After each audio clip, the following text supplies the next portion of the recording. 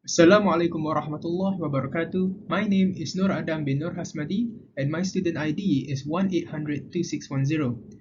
This is my presentation for assignment 1 for the course code KSP1171 Chess for May 2021 semester. Let's start off with my background. So I am the second child out of 3 siblings, and as you can see on the right hand side, that is a family photo of my family, and I am the one in the blue batik. So all of us are currently residing in Shah Alam, Selangor. My level of study, I'm currently a second year, third semester student of Electrical and Electronic Engineering from University Technology Petronas. And my experience in chess, I would call myself as an intermediate player. I started off playing chess as early as 9 years old.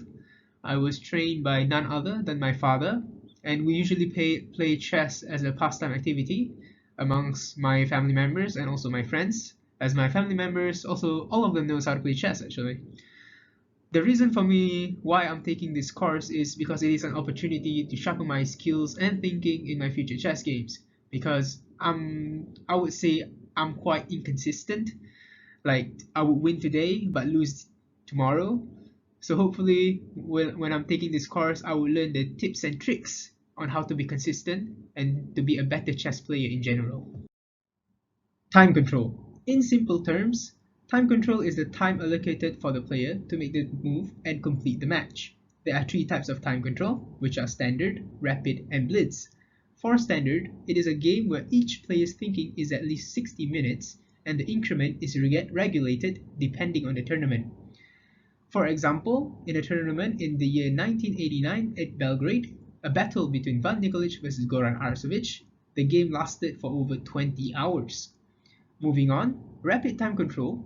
All the moves must be made in a fixed time of at least 15 minutes and less than 60 minutes. That means the game has to be completed within that time frame. So it is a much faster pace when compared to standard time control.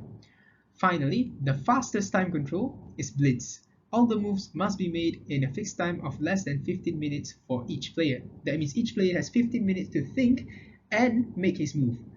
So if the player time has run out, that means, and the player has not yet checkmated his opponent, that means he loses the game. Next is touched move rule. Touch move rule means a player must move the piece that is deliberately touched when it is legal to do so. This means that if I touched a pawn at A2, I have to move this pawn. I cannot go like change my mind and decide, oh, I touched this pawn, oh no, I want to move my knight at B1 instead. I cannot do that. I have to move the pawn that I touched. If the touched piece cannot be legally moved, there is no penalty. So this means that if I were to touch the bishop at C1, even though I cannot move it because it is blocked by the pawns here, it is okay. There is no penalty. I can move another piece. I can touch another piece to be moved. Lastly, I will be talking about the differences between checkmate and stalemate. For checkmate, it is when a king is in check and can't perform any of the preceding moves. In this diagram here, this is an example.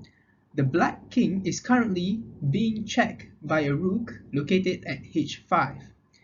So the black king cannot make any moves anymore, because if the black king were to move to g8, it is covered by the knight at e7, and the king cannot move to g6 too, as it is also covered by the knight at e7. Hence, it is checkmate. That means the black colored pieces lost the game. As for stalemate, it is a situation when a player whose king is not in check but has no legal move to make. For example, a queen at f7 moves to c7. Then it is the black king's turn, but it has nowhere to go because it is covered. It cannot move to b8 or even b7 or even a7. Hence, it is a draw. That is all for my presentation. Thank you and stay safe.